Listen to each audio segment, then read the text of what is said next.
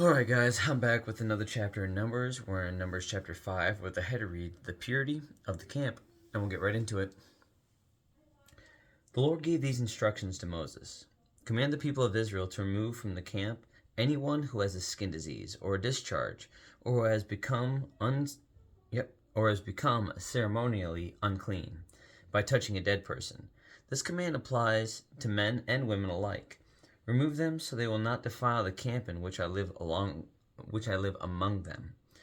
So the Israelites did as the Lord commanded Moses and removed such people from the camp. Then the Lord said to Moses, Give the following instructions to the people of Israel. If any of the people, men or women, betray the Lord by doing wrong to another person, they are guilty. They must confess their sin and make full restitution for what they have done, adding an additional 20% and returning it to the person who is wronged. But if the person who is wronged is dead, and there are no near relatives to whom restitution can be made, the payment belongs to the Lord and must be given to the priest. Those who are guilty must also bring a ram as a sacrifice, and they will be purified and made right with the Lord. All the sacred offerings that the Israelites bring to a priest will belong to him. Each priest may keep all the sacred donations that he receives. And the Lord said to Moses, Give the following instructions to the people of Israel. Suppose a man's wife goes astray and she is unfaithful to her husband and has sex with another man, but neither her husband nor anyone else knows about it. She has defiled herself, even though there was no witness and she was not caught in the act. If her husband becomes jealous and is suspicious of his wife and needs to know whether or not she has defiled herself, the husband must bring his wife to the priest. He must also bring an offering of 2 quarts of barley flour to be presented on her behalf.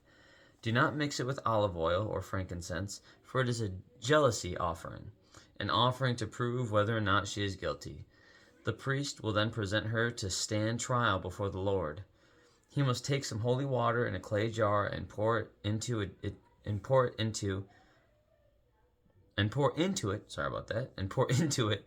dust he has taken from the tabernacle floor. When the priest has presented the woman before the Lord, he must unbind her hair and place in her hand the offering of proof, the jealousy offering to determine whether her husband's suspicions are justified. The priest will stand before her, holding the jar of bitter water that brings a curse to those who are guilty. The priest will then put the woman under oath and say to her, If no other man has had sex with you, and you have not gone astray and defiled yourself while under your husband's authority, may you be immune from the effects of this bitter water that brings on the curse. But if you have gone astray by being unfaithful to your husband, and have defiled yourself by having sex with another man. At this point, the priest must put the woman under oath by saying, May the people know that the Lord's curse is upon you when he makes you infertile, causing your womb to shrivel and your abdomen to swell. Now may this water that brings the curse enter your body and cause your abdomen to swell and your womb to shrivel. And the woman will be required to say, Yes, let it be so. And the priest will write these curses on a piece of leather and wash them off in the bitter water.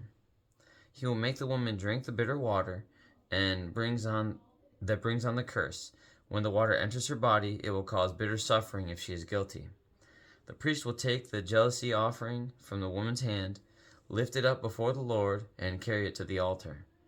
He will take a handful of the flour as a token portion and burn it on the altar, and he will require the woman to drink the water. If she has defiled herself by being unfaithful to her husband, the water that brings on the curse will cause bitter suffering. Her abdomen will swell and her womb will shrink, and her name will become a curse among her people. But if she has not defiled herself and is pure, then she will be unharmed and will still be able to have children. This is the ritual law for dealing with suspicion. If a woman goes astray and defiles herself while under her husband's authority, or if a man becomes jealous and is suspicious that his wife has been unfaithful, the husband must present his wife before the Lord, and the priest will apply this entire ritual law to her. The husband will be innocent of any guilt in this matter, but his wife will be held accountable for her sin. Goodness, that was chapter 5. I don't know how I feel about that process. I mean, I definitely like that there is some level of justice as far as, you know, if she was doing the right thing, then there is no, what do I want to say, fallout. But I don't know. I am curious as to why there wouldn't be fallout for the husband if he was wrongfully accusing her of being unfaithful. Because then, so a jealousy offering, the fact that, you know, jealousy is a sin. And so I am curious as far as that fallout. Maybe not that I'm in a position of power or authority to have such, I don't know, this one just confuses me, but this is a lot like earlier in the Old Testament when so many outcomes for doing the wrong thing are death, and my fear of maybe wanting to align with what God's purpose is for me, because deviating from that is death. You know, that's a lot of responsibility and a lot to take on, but that's kind of the burden of knowledge. So once you know, you're held accountable now. And so I don't think that's something that you should fear, because the more knowledgeable you become, hopefully the more you look to God. That has to do, that's directly what Solomon wanted. He wanted discernment, he wanted wisdom, but he knew the source, so he would go to the source. And I just think that it's interesting that this seems, and I guess I shouldn't say that, understanding that the covenant between a husband and wife is so special and so unique, and it's God put it in here specifically for us. But when there is such doubt in a relationship, that a husband would doubt the fidelity of a wife, and I just don't know what that looks like back and forth, as far as like, okay, that's the fallout for the female, but what might be the fallout for the male? But maybe that's my desire for, you know, eye for an eye. And is that right? No. So I'm gonna have to do some more digging for chapter 5 for sure. Do I like that there's accountability had in the marriage? Absolutely. Does that seem like it's accountability had for both? I'm not sure. Maybe that is. Maybe that's how they could police being true to one another. I don't know. I know that that's still a problem that we have today. The divorce rates as high as they are. People not taking their wedding vows really to the grave with them as they're supposed to. And I say that kind of candidly, but also there's a lot of truth to that, saying sickness and health for richer or poor. You know, that they're not doing that. They're not living up to those vows that they took before witnesses and God. And so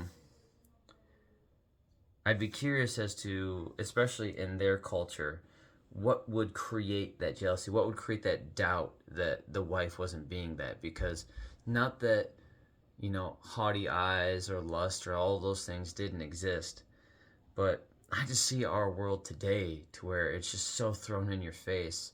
I feel like you would just so much more have to go out of your way to create that environment that, ooh, yeah, you probably would get in a lot of trouble, just because, you know, how often, or maybe how close in proximity would this person have to be for you to make that choice to dishonor yourself and or your husband, or vice versa. And so, no, that's definitely interesting for me. But on that note, have a good night. God bless. I love you. Jesus loves you. And I'll be back to read chapter 6 of Numbers, where the header reads, Nazirite Laws. So, have a good night. God bless, guys. A couple more days to the new year. Can't wait. See ya.